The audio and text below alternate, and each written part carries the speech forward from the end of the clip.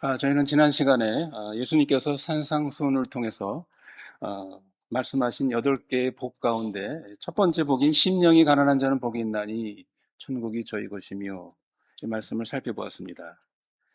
주님이 가르치신 진정한 그 복받은 사람은 누군가 무엇보다도 먼저 심령이 가난한 사람, 다시 말해서 거룩하신 하나님 앞에서 자기 존재의 그 죄악성과 더러움을 깨닫고 참 나는 아무것도 가진 것이 없구나. 나는 하나님께 내놓을 것이 아무것도 없구나. 참 나는 화로다. 하나님 앞에서 나는 망하게 되었구나. 라는 자기의 영혼의 그 가난함과 비참함을 아는 사람이라고 말씀드렸습니다. 여러분, 모든 그리스도인은 이 심령의 가난함을 반드시 가져야 되는 것이죠. 이것은 선택의 문제가 아닙니다. 이런 복은 받아도 되고, 또 안 받아도 그런 대로 또 그냥 괜찮은 이런 것이 아니죠. 왜 그렇습니까?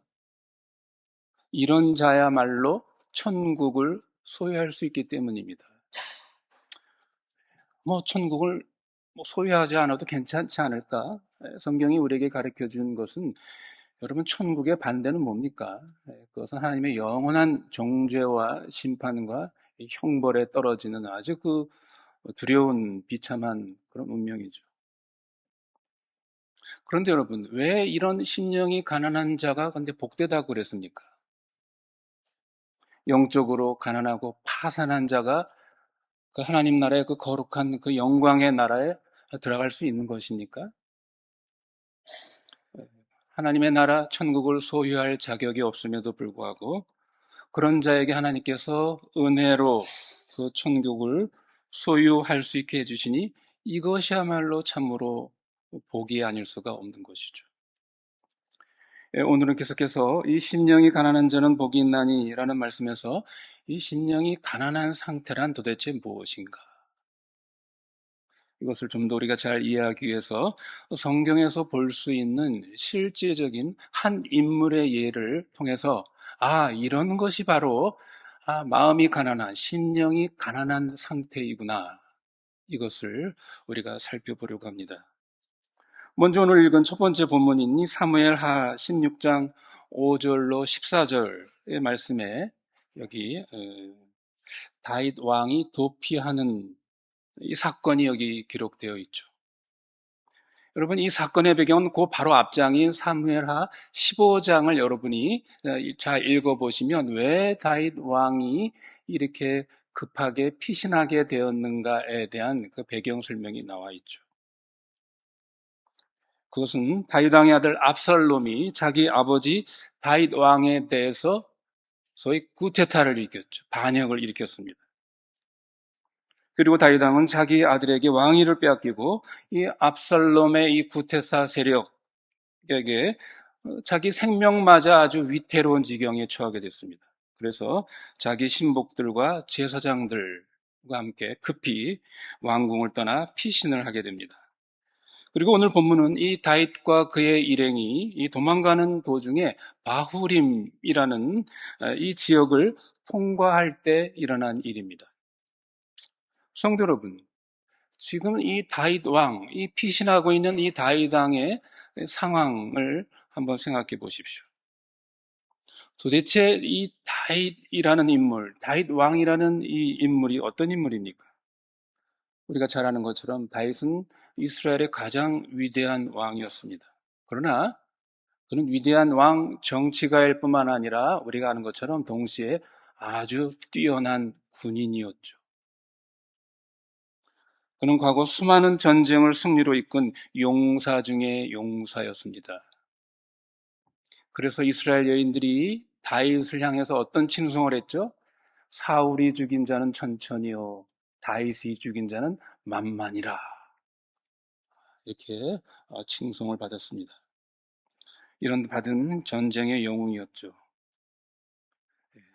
지금의 상황이 비록 다윗 왕이 이렇게 자기 아들의 세력에 의해서 반란군에 의해서 지금 왕궁을 버리고 급하게 도망가는 신세이긴 하지만 여러분, 다윗은 아직 다윗입니다.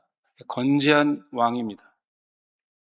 그리고 아직 이 압살롬의 구테타 세력이 결정적으로 이 세력과 이 다윗의 세력이 무슨 대결을 해가지고 다윗이 좀 참패를 당한 이런 상황도 아닙니다.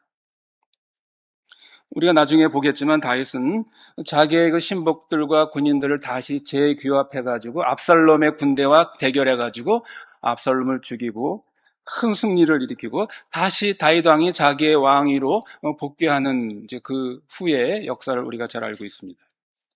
그런 까닭에 이 반란군을 만나서 지금 잠시 피난을 떠나는 이런 상황 가운데 있는 다윗이었지. 아, 이제 나는 어떻게 할 수가 없구나. 나는 이제 망했구나. 하고 완전히 절망 가운데 빠져서 그저 도망가기에 극복한 이러한 상황은 아니었습니다. 그리고 사실 아직도 다윗을 좇는 많은 군인들, 그 추종 세력들이 있었습니다. 그리고 6절에 보면 이 다윗의 좌우에는 대단한 당시 뛰어난 그 용사들이 있었죠. 장군들입니다. 좌우를 호위하는 이 친위대들은 당대의 용장들이었습니다. 그런데 오늘 본문 5절에 보면 이 바후림이라는 지역을 지날 때 다윗 왕이 한 사람을 조우하게 만나게 되죠. 누굽니까? 다윗 이전의 왕이었던 사울 왕의 그 친척 중에 한 사람이죠. 게라의 아들 시므이라는 사람이었습니다. 그런데 이 사람이 감히 다윗 왕을 향해서 저주하는 말을 하고 티끌을 날리고 돌을 던지면서 큰 지금 모욕을 하고 있는 이런 상황이 벌어졌습니다. 7절 8절 보십시오. 시므이가 저주하는 가운데 이와 같이 말하니라. 피를 흘린 자여 비루한 자여 가거라 가거라. 사울의 족속의 모든 피를 여호와께서 내게로 돌리셨도다. 그 대신에 내가 왕이 되었으나 여호와께서 나라를 내 아들 압살롬의 손에 붙이셨도다. 보라, 너는 피를 흘린 자인 고로 화를 자취하였느니라. 그런데 여러분, 이런 그 다윗을 모욕하고 있는 이 시므이라는 이 자를 보십시오. 이 다윗 왕과 이 다윗의 주변에 있는 이 용사들, 이 용맹스러운 그 용사들의 입장에서 보면 이 시므이라는 존재는 정말 한 주먹도 안 되는 정말 별 볼 일 없는 존재에 불과했습니다. 그래서 9절에 보면 다윗의 신하 아비새가 어떤 말을 합니까? 이 죽은 개가 어찌 내 주 왕을 저주하리까? 이 시므이나 아비새의 입장에서 보면 이 시므이라는 존재는 이게 뭐 어디 상대가 되지 않는 죽은 개 정도로 부를 만한 그 정도의 아주 하잘것없는 인물로 평가되는 이런 상황이었죠. 성도 여러분, 이렇게 하잘것없는 죽은 개만도 못한 인간에게 이런 모욕적이고 치욕적인 일을 당하고 있는 다윗 왕을 상상해 보시기 바랍니다. 여러분이 다윗 왕이라면 어땠을 것 같습니까? 이런 천하의 죽일 놈이 이스라엘의 왕인 나에게 감히, 내가 아무리 지금 이런 무슨 도피하는 신세에 있긴 하지만 내가 너 같은 것 하나 처치하지 못할까봐 그런가? 예. 충분히 다윗은 이렇게 생각할 만하고 지금 시므의 모욕에 대해서 그에 대한 상응하는 반응을 나타냈을 법한 이런 그 지금 상황이었죠. 그러나 여러분, 오늘 본문에서 이 다윗의 반응을 보십시오. 다윗의 반응이 어땠습니까? 참으로 놀라운 사실은 다윗은 도무지 그것에 대해서 내가 모욕당하고 있는 나 자신의 그 모습, 소위 말하면 그런 자의식을 가지고 있지 않고 또 느끼지 않고 있습니다. 오히려 옆에 있던 다윗의 신복인 용사 이 수르야의 아들 아비새가 흥분해서 견디지를 못했죠. 아비새가 9절에서 뭐라고 얘기합니까? 이 죽은 개가 어찌 내 주 왕을 저주하리까? 청컨대 나로 건너가서 저자의 머리를 베게 하소서. 이 더러운 짐승 같은 인간을 내가 단칼에 목을 베고 오겠습니다. 그런데 성도 여러분, 이런 아비새의 말에 대해서 다윗의 태도, 반응은 어땠습니까? 뭐라고 말합니까? 10절 12절의 말씀을 보십시오. 왕이 가로되 수루의 아들들아 내가 너희와 무슨 상관이 있느냐? 저가 저주하는 것은 여호와께서 저에게 다윗을 저주하라 하심이니 내가 어찌 그리하였느냐 할 자가 누구겠느냐 하고, 또 아비새와 그 모든 신복에게 이르되 내 몸에서 난 아들도 내 생명을 해하리 하거든 하물며 이 베냐민 사람이랴. 여호와께서 저에게 명하신 것이니 저로 저주하게 버려두라. 그 다음이 중요하죠. 12절에 혹시 여호와께서 나의 원통함을 감찰하시리니 오늘날 그 저주 까닭에 선으로 내게 갚아주시리라. 13절에 보면은 시므이는 그 산비탈까지 내려오면서 쫓아 내려오면서 계속해서 그렇죠? 약을 팍팍 올리고 있습니다. 계속 모욕적인 행동을 하고 있습니다. 여러분, 이러한 행동을 하는 사람을 보면 여러분은 어땠을 것 같아요? 여러분 한번 생각해 보십시오. 참다 못해서 아마 악소리를 내고 뭔가 아주 결단을 냈을 것입니다. 여러분 중에 그런 분 안 계세요? 되게 우리가 부부싸움 때 그러지 않아요? 저희 집 얘기가 아닙니다. 여자가 계속해서 남자의 그 자존심을 건드리면 어떻게 남자가 이제 그만하라. 내가 그만하고 그랬지. 그런데도 물론 되게 지혜로운 여자는 거기서 멈춥니다. 그러나 어리석은 여자는 어떻습니까?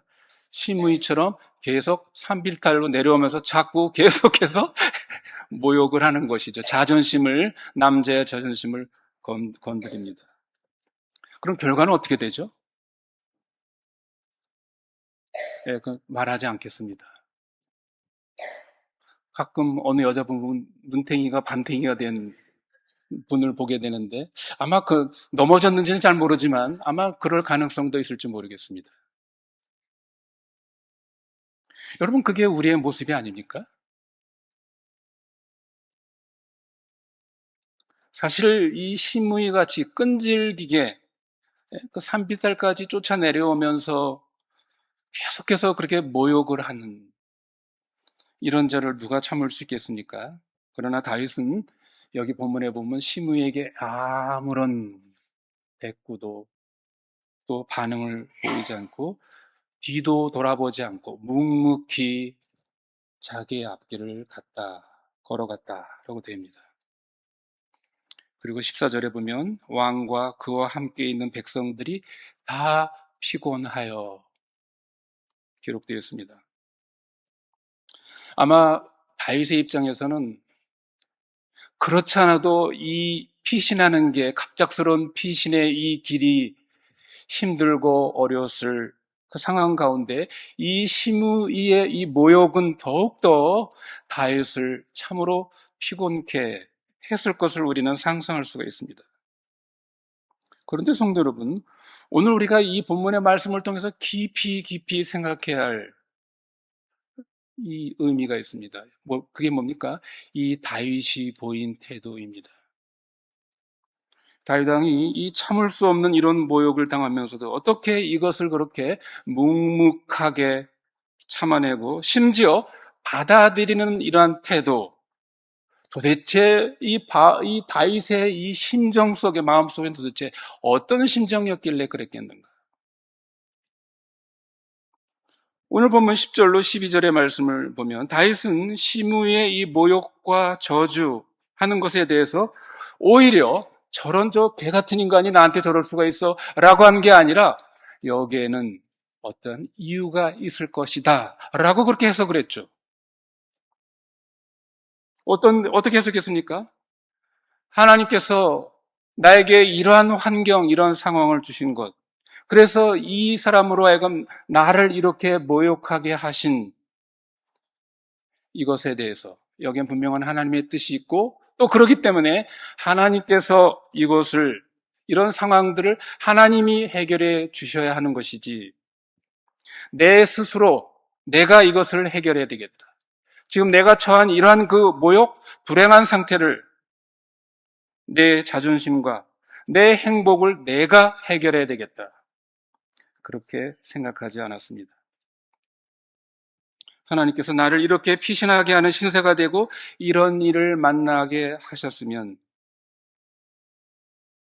이런 자가 나에게 모욕을 한다 할지라도 그것은 하나님께서 어떻게 이 문제를 해결해 줄 것이 아니냐. 이것이 바로 다윗 왕의 심정이었습니다. 성도 여러분, 이 상태가 뭐라고요? 다윗의 바로 이런 상태가 마음이 가난한, 심령이 가난한 상태 바로 그것입니다. 그런데 성경은 이런 마음을 가진 사람이 복된 사람이요, 복을 누리는 상태에 있는 사람이라고 그렇게 말하고 있는 것입니다. 이런 심정을 가진 이 다윗을 생각해 보십시오. 다윗은 하나님께서 이 일을 판단해 주시기를 바랬습니다. 내 스스로 이 문제를 판단하고 해결할 자라, 심판할 자라고 여기지 않았습니다. 자기가 그것을 넉넉히 처치할 만한, 해결할 만한 능력을 가지고 있다. 이런 의식을 다윗은 갖지 않은 것입니다. 자기가 받은 모욕을 보복할 수 있지만 자기가 보복하지 않고 공의로우신 하나님, 전능하신 하나님의 손에다 이 맡기는 심정, 그리고 자기는 그런 일을 돌아보지 않고 자기에게 맡기신 일로 나는 꿋꿋하게 충실히 나아가겠다라는 이러한 심정이 바로 가난한 마음의 상태입니다. 바로 그런 사람은 천국 하나님 나라를 소유하는 행복을 가졌다는 것입니다. 심령이 가난한 자는 복이 있나니 천국이 저희 것이며, 바로 이 말은 이런 상태를 가진 것을 의미한다는 사실을 여러분 우리는 잊지 않아야 합니다. 성도 여러분, 이 하나님 나라의 이 마음, 심정이라는 것은 원래 이런 것입니다. 덮어놓고 분함을 당하면 분을 참느라 씩씩거리거나 아니면 분노를 폭발해버리는 것이 아니라 전능하신 하나님께 그 모든 상황들, 나의 모든 염려들을 그 하나님께 맡겨버리고 나는 내 길을 가겠다 하는 것입니다. 다른 말로 하면 자기가 자기를 의식해야 할 그 막다른 골목에 이르렀을 때, 지금 다윗이 그런 상황에 처했었죠. 혹은 자신이 부당한 모욕이나 부당한 대우를 받았을 때 그것에 대해서 아주 분개하고 자기를 주장하고 자기를 내세워서 상대를 공격하고 상대를 괴멸시키고 싶은 심정이 드러나는 것이 아니라 오히려 그런 일을 당했을 때 내가 감히 네 귀에 나한테 그런 말을, 그런 모욕을, 그런 대우를 하는 그런 원한과 복수의 심정을 가지지 않고 하나님께서 나를 이런 상황에 두셨다고 한다면 하나님이여, 당신께서 판단해 주소서, 당신께서 심판해 주소서, 저는 당신의 손에 맡기겠습니다. 그리고 저는 제 길을 가겠습니다 하는 것이 바로 이 심령이 가난한 사람에게 나타나는 그러한 심정입니다. 그런데 성도 여러분, 이런 그 심령의 가장 가난한 상태, 최고의 그 심령의 가난한 상태를 보이신 분이 누구이겠습니까? 그것은 바로 우리 주님의 마음입니다. 오실 메시아를 예언한 이사야 선지자는 오실 메시아 그리스도 예수님의 그 태도에 대해서 700년 전에 이렇게 예언을 하고 있죠. 이사야서 53장 7절에 그가 곤욕을 당하여 괴로울 때에도 그 입을 열지 아니하였으며 마치 도수장으로 끌려가는 어린 양과 털 깎는 자 앞에서 잠잠한 양같이 그 입을 열지 아니하셨다. 또한 옆에서 예수님을 3년간 따라다니며 예수님의 행하신 모든 것들을 자세히 보고 관찰했던 사도 베드로는 예수님의 모습에 대해서 어떻게 묘사하고 있습니까? 베드로전서 2장 13절에 욕을 받으시되 대신 욕하지 아니하시고 고난을 받으시되 위협하지 아니하시고 오직 공의로 심판하시는 자에게 부탁하시며. 여러분, 이것이 바로 우리 주님의 마음의 모습이었습니다. 오늘 우리가 읽은 두 번째 본문, 이 빌립보서 2장 5절, 이것은 예수님의 마음이 어떤 마음인지를 이제 6절부터 이것을 잘 설명하고 있습니다. 여러분, 6절로 8절의 말씀을 보십시오. 예수님은 어떤 분이십니까? 근본 그는 하나님 본체이십니다. 하나님 자신이십니다. 그러나 그는 그 본체의 위치와 영광과 모든 권위를 그대로 쥐고 거기에 머물러 계시지 아니하시고 어떻게 했습니까? 더 큰 그 하나님의 목적과 사명을 이루기 위해서 아래로 내려오셔서 자기를 비어 종의 형체를 가지셨다고 그렇게 말하고 있습니다. 그리고 어디까지 낮아지셨다고요? 십자가에 죽기까지 낮아지셨다. 이 여기 자기를 비웠다라는 말은 다른 용어로 말하면 가난하게 됐다 그런 말입니다. 자기를 아무것도 아닌 nothing, 자기를 nothing으로 생각했다는 것입니다. 여러분 생각해 보십시오. 예수님께서 만일 성삼위 하나님의 본체로서 자기만을 생각했다면 사람의 몸을 입으시는 위치에 그는 결코 들어가실 수 없으셨을 것입니다. 당연히 십자가의 죽음이라는 이런 사실은 있을 수가 없는 것이죠. 그렇다면 뭡니까? 예수님은 자신의 어떤 그 권위와 영광은 보존하셨지만 우리의 구원은 이루어질 수가 없는 것이죠. 우리의 구원은 있을 수가 없는 것이었습니다. 자신을 비움으로, 즉 가난하게 하심으로 비로소 인간의 몸을 입으시고 인간의 모든 연약함과 고난을 다 받으셨습니다. 십자가에 죽기까지 낮아지시고 복종하셨습니다. 그래서 성부 하나님의 뜻을 이루셨습니다. 이것이 바로 예수 그리스도께서 가지신 가난한 마음이고 그 마음의 표현입니다. 하나님의 본체로서의 자신의 위치와 영광을 보유하는 것보다 하나님의 크신 그 구속의 계획과 그 경영이 더 중요하다는 것, 이것을 깊이 인식한 예수님의 마음이었습니다. 예수님께서 하나님의 본체로서 모든 영광을 내려놓을 때는 바로 이런 하나님의 거룩한 목적을 이루기 위해서 내려놓은 것입니다. 즉 가난하게 된 것입니다. 하나님의 목적이 자기를 지배해서 예수님은 자기라는 그런 인식을 가지지 않고 자기가 가져야 할 당연한 것들을 다 포기하시면서 자기를 가난하게 비워서 그 대신에 우리를 부욕해 하신 것입니다. 여러분, 이것이 바로 우리 주님이 맛보신 가난입니다. 오늘 본문 5절에서 바울은 그러므로 너희들도 주님의 마음을 품으라. 어떤 마음이에요? 주님의 그 가난한 마음을 품으라는 것입니다. 주님의 마음이 뭐라고요? 심령이 가난한 상태를 품으라는 것입니다. 여러분, 심령이 가난한 상태라는 것은 결국 그럼 뭐겠습니까? 자기를 부인하는 것입니다. 자기를 부인하는 마음이 되라는 것입니다. 오늘 본문이 우리에게 중요하게 가르치는 것은 예수님께서 자기를 비어서 하나님과 동등됨을 취하지 아니하시고 오히려 사람이 되셨다 할 때는 사람이 되셨다는 그 사실, 물론 그것도 아주 중요한 사실입니다. 더 중요한 것은 자신이 당연히 가져야 할 그 위치, 영광, 그 권리, 이런 것들을 누릴 만한 분이 그것을 누리지 않고 자기를 인정하지 않는 그런 위치로 내려오셨다라는 그런 의미가 더 중요한 이 본문의 의미입니다. 결국 심령이 가난하다는 것은 뭡니까? 나는 나지.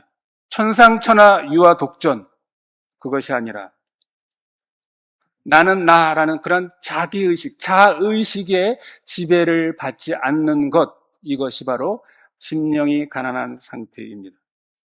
즉 자기의 가치와 자기의 권위와 영광으로 자기를 지배하지 않는 것, 이것이 여러분 심령이 가난한 상태입니다. 여러분, 그러나 우리가 오해하지 말아야 합니다. 여기서 예수님의 모습을 보십시오. 예수님이 자기의 권위와 영광이라는 것이 있지도 않는데 그저 내가 욕심을 부려가지고 그런 위치와 영광을 얻으려고 하는 그러한 영광과 권위를 내가 갖지 않는다, 그런 의미가 아닙니다.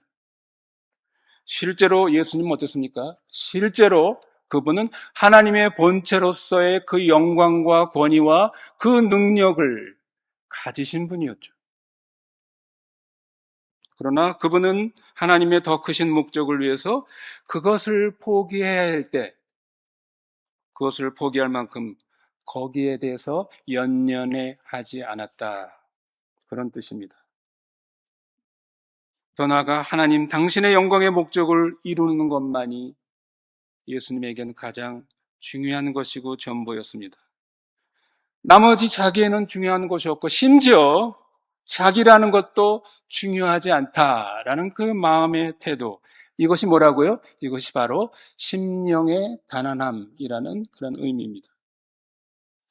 결국 이러한 자기를 주장하지 않는 마음의 상태를 가져야만 실질상 하나님의 나라의 그 거룩한 것이 나에게 있는 것이고 성령 안에서 의와 평강과 기쁨이 비로소 내 안에서 지배하게 되는 것입니다. 여러분이 심령이 가난한 상태가 되지 않고는 하나님께서 약속한 하나님 나라의 의와 평강과 희락은 우리에게 결코 주어지지 않습니다. 왜 나에게는 하나님 나라의 그 의와 평강과 희락이 없는가 곰곰이 살펴보십시오. 하나님이 안 주신 것입니까? 내가 내 마음을 비우지 않은 것이죠. 내가 가난해지지 않았기 때문입니다. 내가 나를 부인하지 않고 있기 때문입니다. 이런 마음의 상태를 가져야 하나님의 나라가 내게 현재적으로 경험되어지는 것입니다. 그리고 그런 사람들이 모여서 거룩한 교회로서 하나님 나라의 사실을, 그 능력을 이 세상에, 여러분의 가정에, 직장에, 주변에 하나님 나라의 능력을 여러분들이 발휘할 수가 있는 것입니다. 이 심령이 가난한 사람들이 모이지 않고 항상 마음에 어떤 종교적인 욕심이 늘 있고 내가 다른 방법으로 내 욕심을 이룰 수가 없으니 종교적인 방법으로 자기의 소원과 욕망을 이루려고 하는 사람들이 모인 그 교회, 그 교회가 무엇이 되겠습니까? 그러한 신자와 교회가 하나님 나라의 일을, 하나님 나라의 어떤 능력을 드러낸 일은 그것은 희귀할 것입니다. 왜 그렇습니까? 하나님 나라는 마음이 가난한 사람들에게만 있기 때문입니다. 예수 그리스도의 이 신령한 몸으로서의 교회는 예수 그리스도가 이 교회의 머리가 되시는 것이죠. 그리고 그 예수 그리스도의 생각과 정신과 심정만이 지배하는 곳이 되어야 합니다. 그렇지 않고 사람의 심정과 욕심과 사람의 주장이 지배하지 않게 되는 바로 이것이 진정한 교회의 모습입니다. 그렇지 않고 마음이 자기로 가득 차서 종교적으로는 아주 그럴듯하게 포장되어 있지만 다른 사회에서는 할 수 없어서 이런 종교적인 사회에서라도 내가 영웅이 되고 싶고 자기를 자꾸 드러내고 싶고 자기 재주를 나타내고 싶고 자기의 가치를 인정받고 싶고 자기를 다른 사람에게 알리고 싶은 그런 심정이 있는 사람들이 교회에 와서 이 예배 시간에 앉아 있다고 한다면 하나님 나라의 생명과 그 영광을 드러내는 그 사실이 실상이 거기에 있겠습니까? 그야말로 미션 임파서블입니다. 참으로 우리가 교회 생활 가운데 이런 심령이 가난한 자가 복된 사람이다 라는 문제에 대해서 정말 우리는 깊이 우리 자신을 생각해 봐야 합니다. 여러분, 마음이 가난한 사람이라는 것은 결국 자기 마음 가운데서 솟아오르는 끊임없는 자기 중심성, 제가 자주 그것을 아상이라고 그랬죠. 자의식, 끊임없이 자기를 모든 것에 중심으로 두려고 하는 이러한 그 욕구 사상을 끊임없이 경계하는 그런 사람입니다. 주님은 다른 곳에서 그것을 뭐라고요? 말씀드린 것처럼 자기를 부인하라 라고 말씀하고 있습니다. 나를 따라오거든 자기를 부인해야 된다고 주님은 강조하셨습니다. 여러분, 참 이 나라는 것, 뭘 하더라도 내가 한다. 항상 그런 자기가 종교적으로 뭘 이루려고 하고 덕을 세워보려고 하고 자기 얼굴을 내보려고 하는, 말로는 물론 하나님의 영광을 추구한다고 말은 합니다. 하지만 결국은 그 하나님의 영광도 뭡니까? 나를 통해서 내가 하나님의 영광을 나타내려고 하는 것입니다. 하나님의 영광이 나타나 주기를 바라는 것이 아니라 나를 통해서 하나님의 영광이 나타나야 되겠다라는 이 심정, 결국 그게 뭡니까? 내가 나타나야 되겠다는 그 심정입니다. 마음이 가난한 것이 아니라 오히려 엉뚱하게 하나님의 영광이라는 말을 이용해서 자기를 드러내려고 하는 그 괴상한 종교적인 영웅 심리가 우리 인간의, 심지어 기독교라는 신앙을 가진 우리 속에도 얼마든지 이것이 가능하다는 사실을 우리 자신이 기억해야 합니다. 그러나 여러분, 이런 의식이 없어지지 않고는 하나님 나라의 복이 우리의 심령 안에, 그리고 이 교회 안에 나타나지 않을 것입니다. 그러면 마음이 가난한 상태에 들어가려면 어떻게 해야 되겠습니까? 그것은 사도 바울이 갈라디아서 5장 24절에서 이렇게 말씀하십니다. 그리스도 예수의 사람들은 그 정과 욕심을 십자가에 못 박았느니라 라는 사실이 구체적으로 우리의 현실의 삶 속에 드러나야만 하는 것입니다. 그럼 왜 우리는 십자가에 못 박힌 우리의 정과 욕심이 십자가에 못 박혔다는 사실이 드러나지 않고 왜 오히려 자기의 정욕, 자기의 위신, 자기의 체면, 이것이 자기를 지배하고 있습니까? 그것은 바로 예수님이 나를 위해 십자가를 위해서 돌아가신 그 사실뿐만이 아니라 나도 내 죄와 욕심이 십자가에 못 박혀 죽었다라는 사실을 믿고 그 옛사람이 십자가에 죽었다는 사실이 내 현실 삶에서 분명히 드러나야 되겠다라는 간절한 소원과 열망이 우리들에게 없기 때문입니다. 여러분, 굉장히 중요한 사실입니다. 생각해 보십시오. 여러분이 무엇 때문에 예수를 믿습니까? 스스로에게 여러분 질문해 보십시오. 여러분이 예수를 믿는 목적이 무엇입니까? 우린 예수 믿는 정도를 그저 예수님이 나 대신 십자가에 못 박아 죽으시고 그래서 내 죄와 죄책을 다 철회해 주셨으니 이젠 나는 천당을 가면 그만이다 하는 그런 생각에 머물러 있지 않습니까?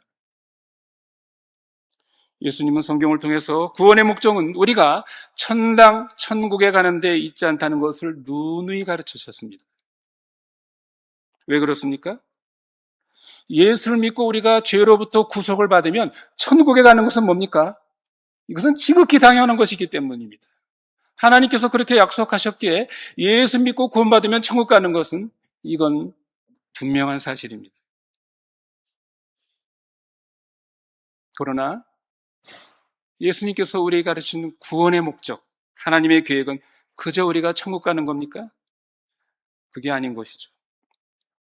실제로 우리가 예수를 믿고 이제 죄와 그런 우리의 욕심, 자아의 지배 종으로부터 이제 우리가 해방을 받고 구원을 받았다는 이 구원의 사실이 우리가 예수를 믿고 나서 이 땅에서 현재적으로 그 구원을 경험하는 것, 그 구원의 복을 누리는 것, 이것이 중요함을 성경은 누누이 우리에게 가르치고 있습니다. 물론 우리 이 땅에서 완전한 천국 백성다운 삶을 살지는 못합니다.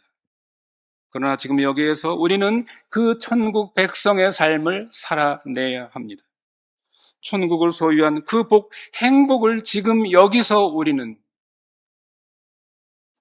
누리며 살아야 합니다. 그러나 그런 천국의 복된 삶을 누리는 것은 자기의 심령이 가난한 마음이 되지 않고는, 즉 자기가 매일매일 매 순간 부인되지 않고는, 자기가 살아서 날뛰는 한 그것은 불가능합니다. 그렇기 때문에 날마다 자기를 십자가에 못 박는 마음의 가난함, 이 씨름, 이 싸움이 저와 여러분들 속에서 계속해서 끊이지 않아야 합니다. 여러분, 우리가 어떻게 예수 그리스도와 함께 십자가에 못 박아 죽은 사실이 우리의 현실이 됩니까? 무슨 수도원이나 기도원에 들어가서 자기 몸을 억지로 괴롭혀가지고 내 어떤 그 육신의 정욕을 억지로 제어해서 얻는 것입니까? 그것이 아니죠. 성경은 우리로 하여금 예수 그리스도의 십자가의 죽음은 내가 그걸 믿을 때 내 죄와 정욕도 함께 십자가에 못 박혔다, 죽었다라는 사실을 먼저 믿으라는 것입니다. 그것을 인정해야 합니다. 그렇게 믿고 인정하는 사람에게 어떻게 해요? 성령께서 우리들 속에서 역사하시는 것입니다. 너는 이제 십자가에 내 욕심과 내 죄가 십자가에 못 박혔으니 이제 너는 이렇게 저렇게 행해야 한다. 성령께서 우리 안에서 말씀으로 가르치시고 우리를 인도하고 요구하시는 이러한 일이 있는 것입니다. 그리고 그 성령님의 그 요구하심, 성령님의 그 욕구에 대해서 우리가 그것을 거스리지 않고 어떤 것입니까? 성령님, 나는 내 힘, 내 스스로 이 일을 나는 할 수가 없습니다. 그러기엔 나는 너무나도 내 인간으로는 힘으로는 미약합니다. 그러니 성령께서 나를 붙드시고 나를 도와주시옵소서. 그러는 우리가 가난한 심령으로 성령님을 의지해가면서 순종해 나갈 때, 그럴 때 우리의 마음이 가난해지겠죠? 이로 인해서 하나님 나라의 거룩한 영광이 우리 안에 있고 하나님 나라의 그 능력이 우리로 하여금 천국 백성다운 그 복된 삶을 살게 하는 것입니다. 여러분 속에 성령님의 그런 요구하심, 성령님의 욕구가 여러분 느껴지십니까? 그 욕구에 순종하십시오.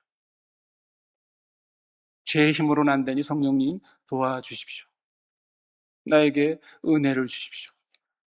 성령님의 욕구에 내가 따를 수 있도록, 순종할 수 있도록 믿음과 힘을 주십시오. 이러한 심령, 성령님을 의지하는 마음을 갖게 될 때 여러분, 우리는 심령이 가난하게 될 것입니다. 자기를 부인하는 이러한 그 삶이 계속해서 전진될 것입니다. 심령이 가난함으로 천국의 복을 받는 자가 되고 이 땅에서도 그 복을 체험하고 증거하는 저와 여러분 모두가 되시기를 바랍니다.